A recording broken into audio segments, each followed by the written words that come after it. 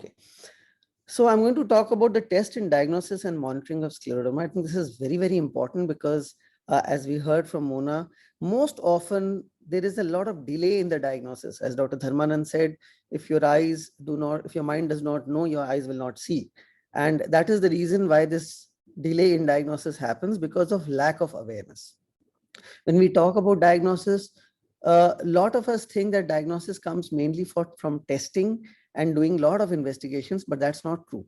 The most important thing for a rheumatologist and in our specialty and for our diseases like scleroderma, like lupus, like rheumatoid, and these are our diseases, our rheumatology diseases.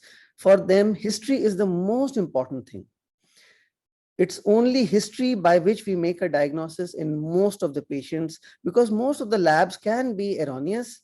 We have to understand that whether, no matter where you do these lab tests from, they have fallacies, because you see, these diseases, these phenomena are created by nature, by God. And what we are doing, trying to understand them, is through instruments which we have created as human beings, which are not always perfect, to measure the phenomena by nature or by God. So history is the most important thing, followed by clinical examination, and labs play a small but important role. And why I say history is important is because this history of puffiness of fingers, joint pains with early morning stiffness, small reflux that is happening when you take food, it is, coming back in the mouth, shortness of breath while walking, and Raynaud's, to which I'll come in a minute. All these things are very important. And this precedes the disease or starts off many, many years before the diagnosis.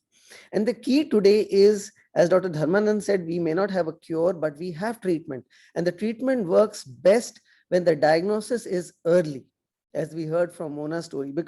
And that's the story with every patient, whether they are scleroderma, whether they are rheumatoid, whether they are lupus. We want to see these patients as rheumatologists early, early, early. When we see them early, when there is very little damage, when there is very little skin involvement, we have seen that at this point of time, when we treat, patients often remain normal. But unfortunately, by the time they reach us, most of the damage has been done. And what we can do is, we are like firefighters. So when the fire is in the house and it's burning the house, every second, every minute, we need to come in early and douse the fire. But once the fire has been burning for quite some time, when we douse the fire, some damage is already done, which is unfortunately not reversible. So we must, as scleroderma support group, as scleroderma people, we must understand that how to recognize this, because when you go and spread the awareness in the public around you, people who are developing these symptoms must recognize that these are the first symptoms. No test, no doctor. Only these recognition of these symptoms is enough to suspect and make a diagnosis.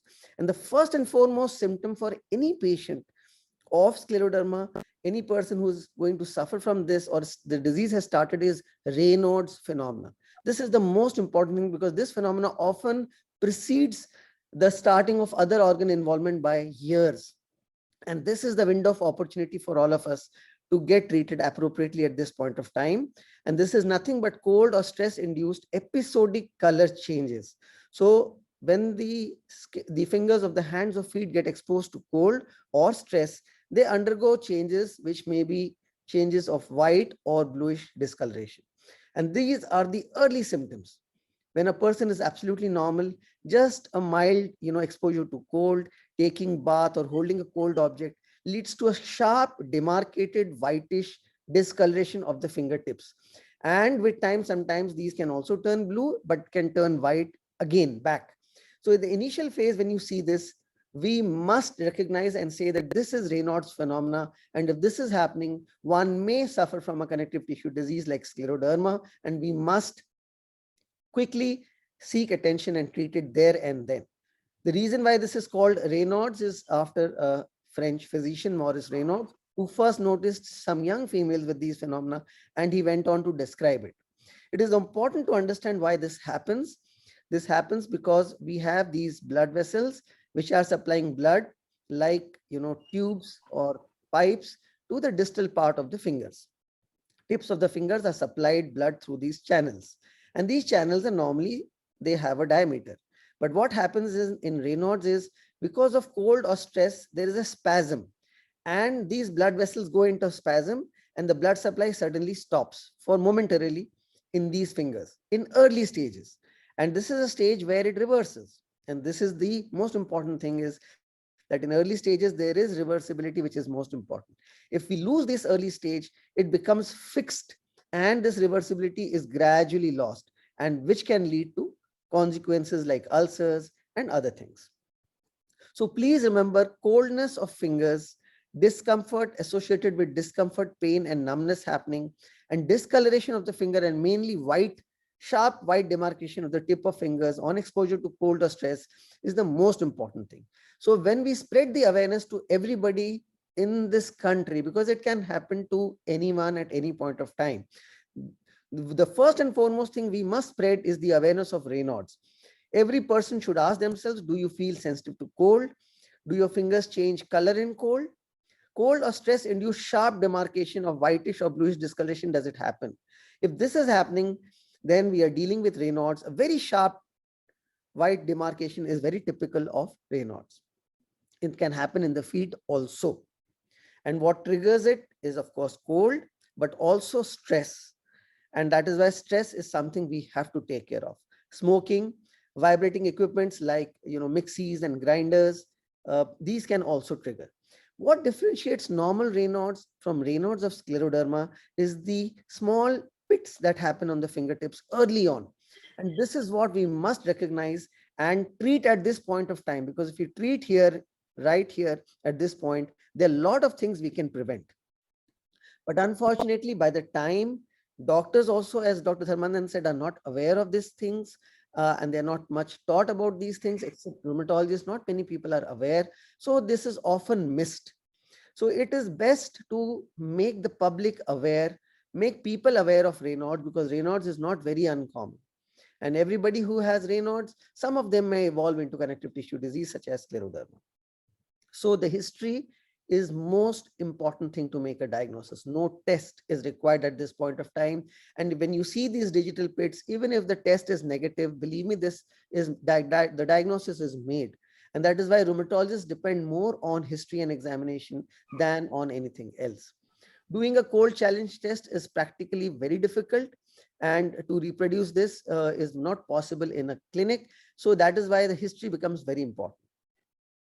There are some advanced technologies coming in, like infrared thermographic images, where you can see a normal hand is warm and full of blood, and in Raynaud's you can see the bluish discoloration that is happening.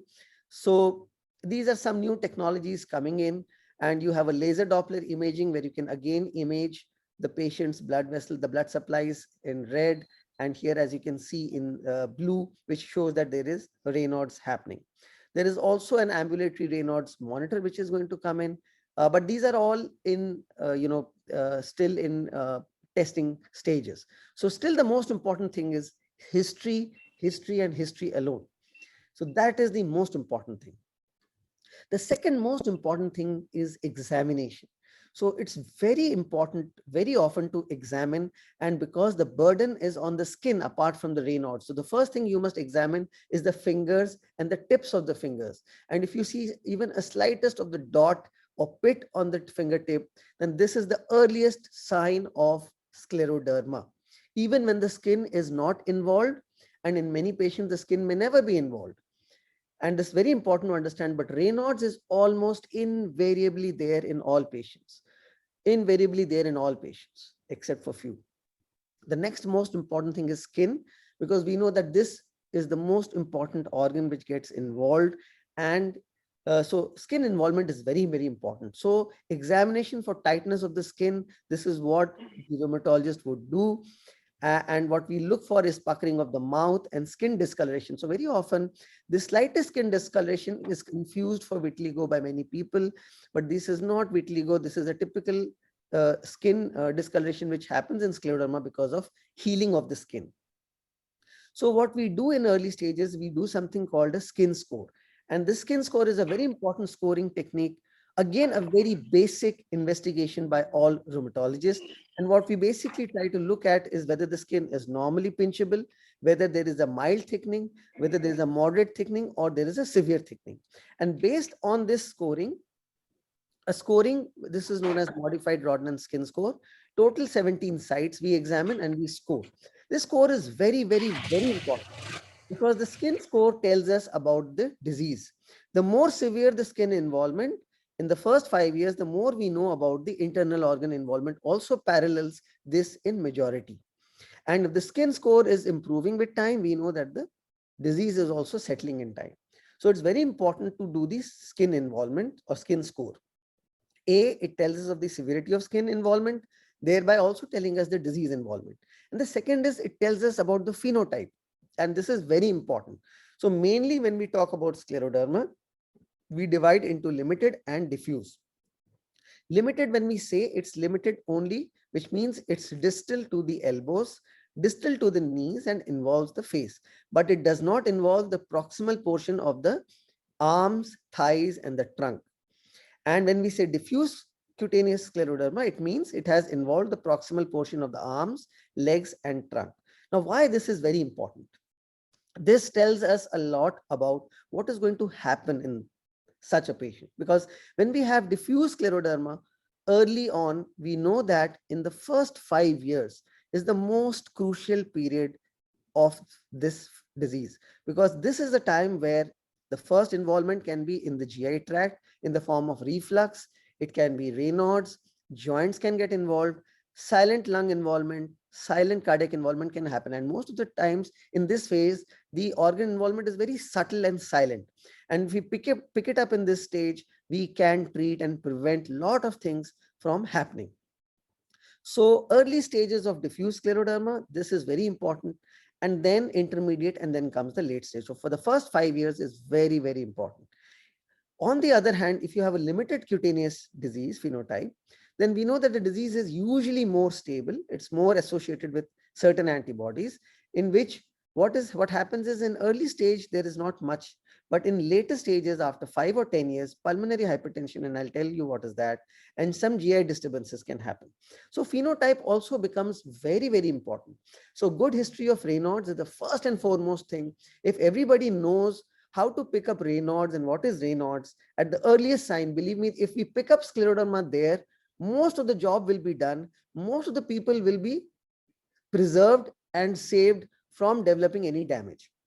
So the aim should be that we must campaign throughout the country about Raynaud's, Raynaud's, Raynaud's. Just like we talk about breast cancers, how to palpate, how to pick up a lump early on, because if early stages, it is curable. Similarly, in scleroderma, Raynaud's, Raynaud's, and only Raynaud's will be the first disease sign to pick up. No matter what investigation, you need not go to any doctor. If you know, if everybody knows what is Raynaud's, we know how to pick up the disease. The next is the skin involvement. We must know, and a lot of people in our in this last pandemic, a lot of my patients were able to themselves score their skin. They were able to pinch and tell me whether the skin was getting tighter or softer, and this is a very important sign. The third most important thing is a very simple bedside test called the nail fold capillaroscopy. Now, what is this? And most of you would find that your rheumatologist would be doing this if they have the equipment. So this is a nail bed. On the nail bed, you can see these small capillaries, which are basically looking at the blood vessels inside the nail beds, because the distal part of the finger is most commonly involved. There is a small microscope, which is called a nail fold capillaroscopy. By shining a light through the nail bed, we can look at the capillaries. Now, when we look at the capillaries, these are normal capillaries. Normal capillaries look like hairpin. We call it a hairpin loop-like appearance. So you just like the hairpin, they look very loop-like appearances and very thin and narrow. Now, what happens in scleroderma is, we know the blood vessels get involved. These small, thin hairpin loops become dilated, enlarged, and this is known as giant capillaries. And when we pick up this abnormality very early on, even before the skin is involved, we can pick the disease very, very early on. And here you see, this is a normal nail fold capillaroscopy, normal hairpin loops. In very early scleroderma, there are few giant capillaries, very, very few of them.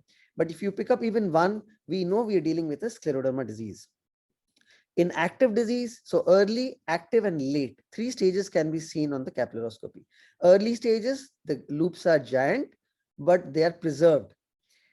In active disease, there are multiple giant capillaries, and few capillaries also drop out or they get destroyed.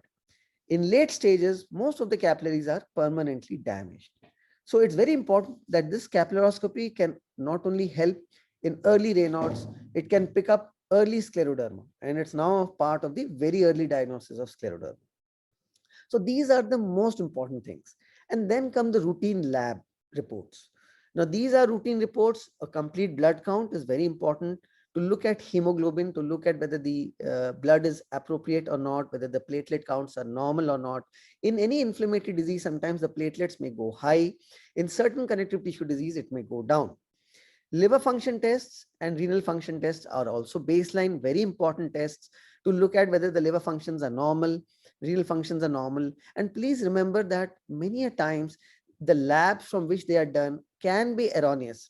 And one report should not make you worried about any kind of test. If you feel the test is abnormal, you can talk to your doctor and the test can be repeated from another lab. Many times we have seen that these can be false. And liver function test, very often I've seen, when we do it, there is a range. So when we look at the liver function test, normally 2 to 3 times the upper limit of normal is normal. So even if it is mildly elevated, one need not worry. But one must remember that this is to be seen by the doctor, because in certain cases, some liver function tests derangements can happen and we must monitor. ESR, CRP are very indirect markers of inflammation. We cannot completely rely on them, but we have to correlate in every individual person whether the ESR and CRP is correlating with the disease or not. So there may be scleroderma where ESR CRP is normal and the disease may not be that normal, may be active. Other cases, the ESR CRP may be high, but the person would be normal. So it's not a gold standard. These are very indirect ways of measuring. The gold standard is skin. If the skin scoring is worsening, if the nail fold capillaroscopy is showing, or the Raynaud's and their digital pits, that is most important. The least important thing, according to me, would be the anti-nuclear antibodies, because the reason for this is many people get falsely labeled as autoimmune disease because of these antibodies. So we must understand that these antibodies are not always seen only in patients who have autoimmune disease. They can also be seen in 5% of normal people. One. Second, they can be seen in relatives of people who have autoimmune disease. Three, they can be seen in people years before they develop an autoimmune disease. And most importantly, many people who develop autoimmune disease, develop scleroderma, may surprisingly never have these antibodies. So sometimes just relying on these antibodies and not relying on the clinical Raynaud's, on the digital pits, on the skin tightening, subtle findings of discoloration, this is much more important than relying on these antibodies. However, once the diagnosis is done, these antibodies can tell us what kind of internal organ we must look for and prevent. Somebody has PMSCL, we know that myositis or muscle involvement can happen. We can pick it up and prevent or treat it. Somebody who has anticentromere, we know, is limited disease. Normally, they will not have lung involvement, but they may have something called as pulmonary hypertension. We must pick it up early. And again, if picked up early, it's a very treatable condition. And they may have a lot of Raynaud's, and this thing can be a more problematic for them. So we must treat them more aggressively for Raynaud's. On the other hand, SCL70 is something we know is associated more with lung involvement. Again, the presence of this early in the disease can help us pick up the lung involvement very early and treat it and prevent it. Similarly, there are other antibodies. So the presence of these antibodies will only tell us what kind of subset or which particular organ can be more frequently is at a higher risk of involvement than another organ. But the more important thing is Raynaud's. The most important thing is to pick up early disease through Raynaud's and Raynaud's alone. Now, cough, shortness of breath, and tiredness is again something which is a very important sign. So two important things or three important things. One is Raynaud's. That is the first and foremost thing we must look for. The second is skin. That is the next most important thing we must score and pick up. And the third important thing is if anybody is complaining of shortness of breath, gets tired or fatigued, we must look for We must do an auscultation, examine the chest and the heart, because these are two most important things other than the skin and the Raynaud's. Which causes scleroderma? One is, of course, the lung involvement in the form of interstitial lung disease, and the heart involvement in the form of either fluid accumulation around the heart in a layer called the pericardium, known as the pericardial effusion, or pulmonary artery hypertension. So these two organs are the most important things. If we pick both of these early, then there's a lot of treatment today to prevent it from getting worse. So the key is to pick it up early. Briefly talking about the lung fibrosis. So lungs is full of these sacs which have air-filled sacs known as alveoli. And what happens, just like the skin and other organ, there is tightening, and the sacs, the air sacs, are replaced by fibrotic tissue. The other condition that must be picked up is pulmonary hypertension. Not many people understand this. This is basically pulmonary artery, which is carrying the blood from the heart to the lungs, and from the lungs, then they are carried back to the heart, the oxygenated blood. So it's very important to understand that any increase in pressure of these arteries can also cause fatigue, tiredness as the only symptom, and that shortness of breath and fatigue is the most important thing to look for. So Raynaud's, early skin, and any shortness of breath or fatigue, these three things are a most important thing. All of these three things, if picked up early, can be treated. I'll start with imaging briefly and then go on to the other function tests. So the simplest imaging apart from a chest X-ray that we do nowadays, but the reason I don't want to talk about chest X-rays, a chest X-ray picks up the disease only when it is very advanced, and we don't want that. We want to pick up the disease when it is very, very mild, because that is the stage where we can stop it. And an HRCT chest helps. So please remember, just doing a simple X-ray in early stages is not sufficient. We must look for a CT scan of the chest very early, because a CT scan has very thin slices, very high resolution, and you can see the lungs filled with air are black, and any abnormality here will become white. And these white spots in the lungs very early on immediately alerts us to the possibility of interstitial lung disease, which can be treated there and then.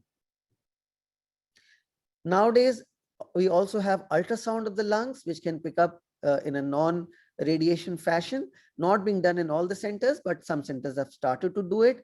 And this is also much more easy to follow, because we know that CT scans cannot be done very, very frequently. But please remember, there's also a myth. People think that CT scan is very, very harmful. It's not true. There are conditions where CT scans can be done even on a monthly basis, on a 3-monthly basis, and 6-monthly basis. So sometimes a CT scan is done in a person who has more progressive symptoms, may have to be done more frequently by the doctor, which is not abnormal. But normally it's usually we do it once in a year, unless indicated before that. And the ultrasound can sometimes help pick up things much before doing a CT scan. So this can be done much more frequently. The other thing is an echocardiography. So this is an echocard. This is also a kind of ultrasound, you can say, where the beam is pointed towards the heart. We can look at the different chambers of the heart. We can look at the pulmonary, indirectly measure the pulmonary artery pressure. Though this is not a very crude method, not a very direct method. It has its drawbacks, but at least it should be done. At least, it would pick up in patients who have overt pulmonary hypertension, and any fluid around the heart will also be picked up. So these imagings should be done at baseline so that we know, and when we follow up, we can compare. Because if we don't have something for comparison, then how will we know whether things are getting better or not? The other important thing is the pulmonary function test. Now, this is again a very difficult test to do, but wherever possible, if we can do it, we must attempt to do it. The reason is that this is giving us a complete capacity, the functional capacity of the lungs. A CT scan on one hand is just a static, it just shows you one cut. But here it tells you of complete dynamic functioning of the lung. So you can blow in air, blow out air. It tells you how much is your capacity of blowing air in and out, how much residual air is remaining in the lungs. All this tells us about the capacity of the lung. And this lung capacity to understand is not only important from a treatment point of view, but also from follow-up point of view. Then the next most important thing is a 6-minute walk test. Now, this is almost like a TMT, which we do for a cardiac patient.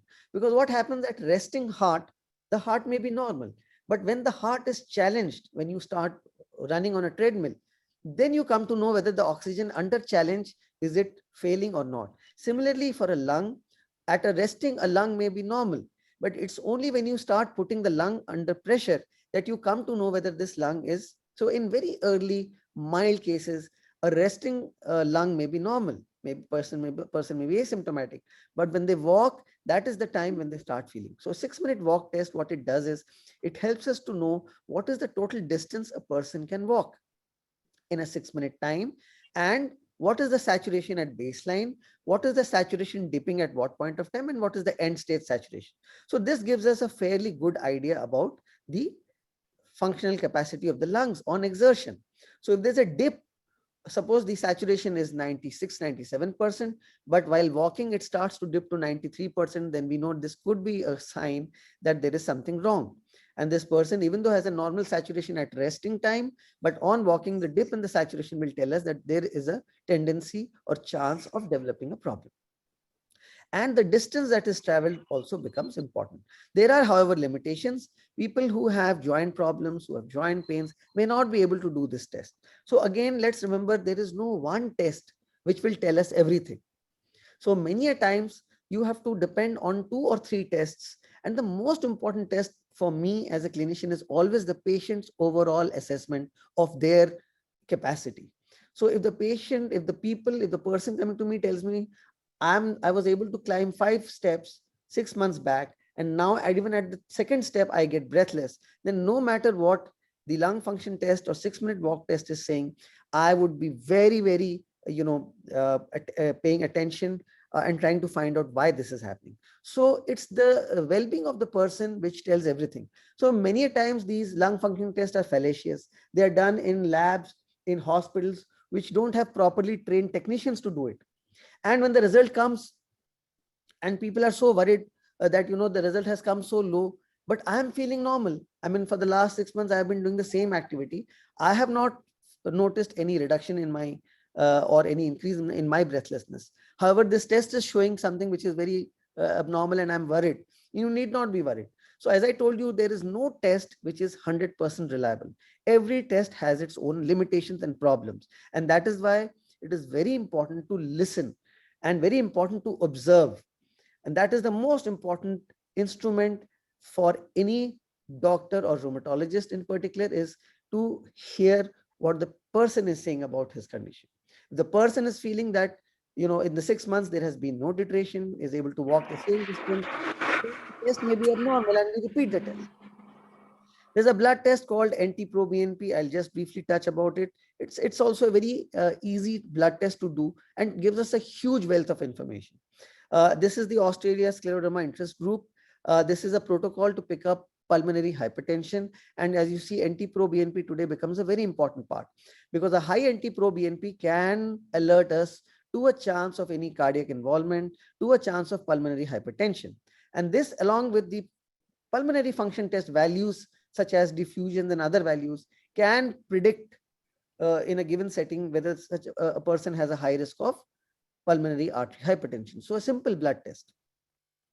And when we look at the European societies, they have looked at the echocardiography also. As I told you, certain values on the echo can also help us detect or suspect pulmonary hypertension early on. Then, of course, Dr. Dinesh Khanna's famous now detect algorithm. And that's again a way of doing things. And, it's a kind of calculator which picks up and tells us which person may be suspected to have pulmonary hypertension. Though ideally for pulmonary hypertension, we do something called a angiography to pick it up. But in many centers across this country, I know there is no angiography available.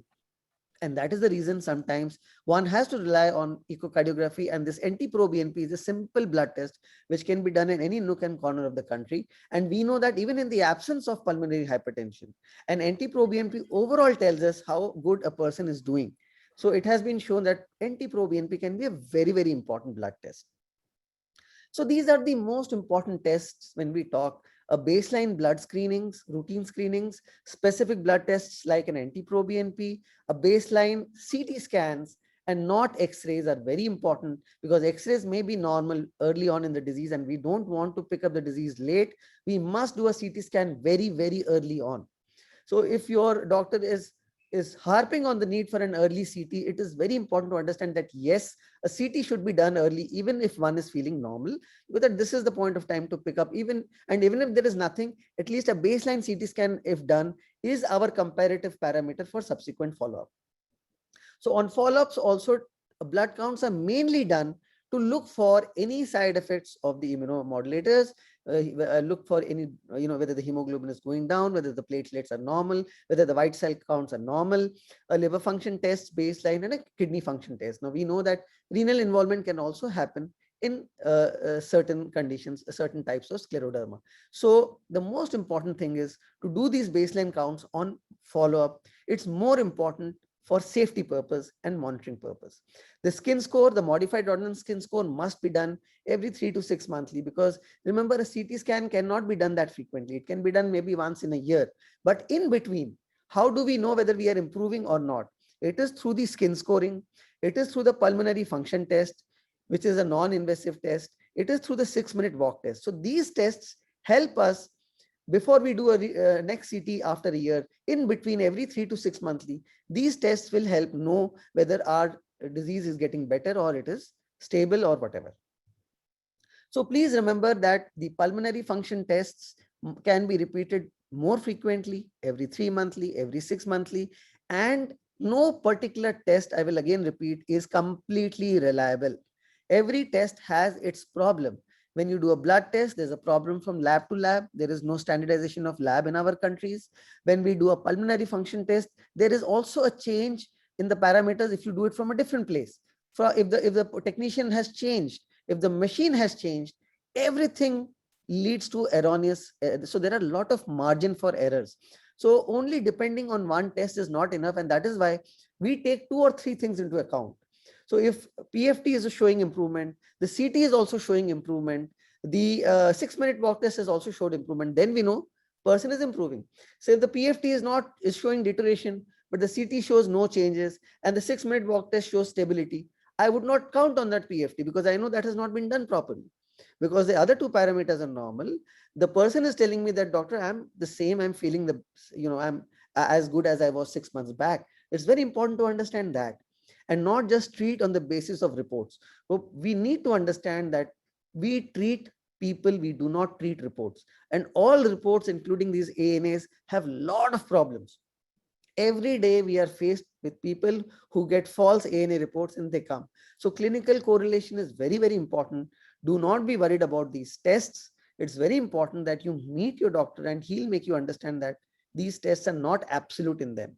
Your overall feeling, your overall capacity, you can measure consciously. You can see that if I do my daily routine, what is my saturation with a pulse oximeter, and every time after 6 months with the same walking, with the same activity, is my saturation dropping? Am I feeling more breathless? That is much more important than any of these tests by themselves.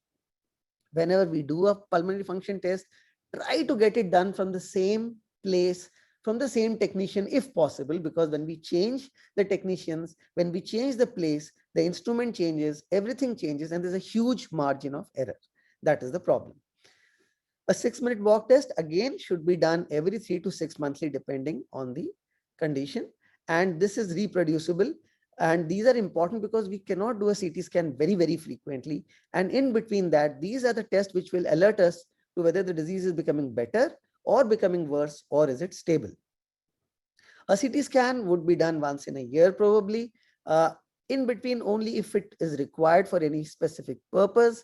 It can be repeated. Remember, a CT is not an absolute no-no, and studies have now shown that there is no such very high degree of radiations, and we even have a low dose CTs now. So it's not that it is very highly toxic. It is not. In many conditions, it's done quite frequently, and whenever required, it can be done.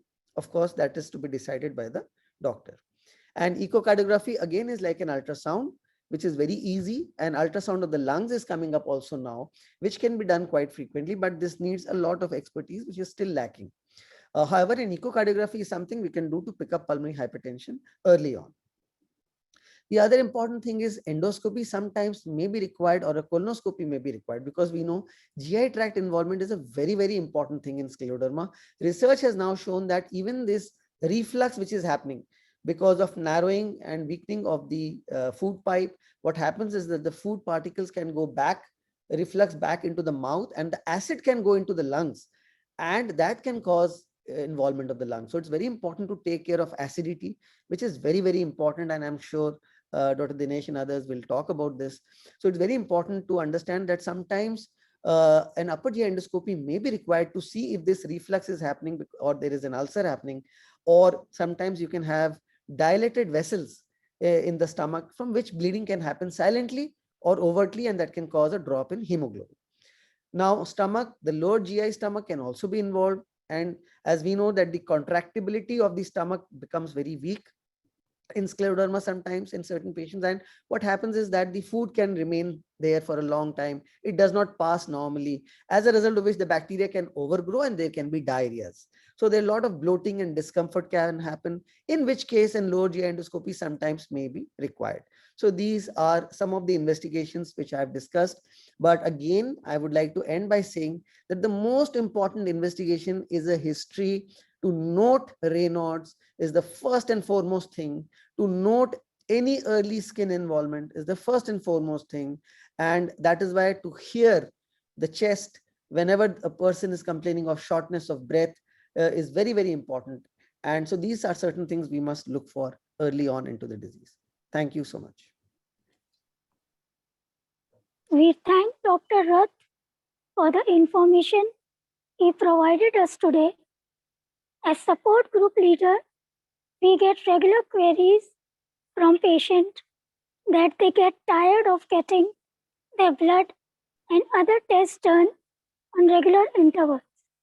Now we know the importance of tests and regular visit. Thank you, doctor, for sharing your precious time with us.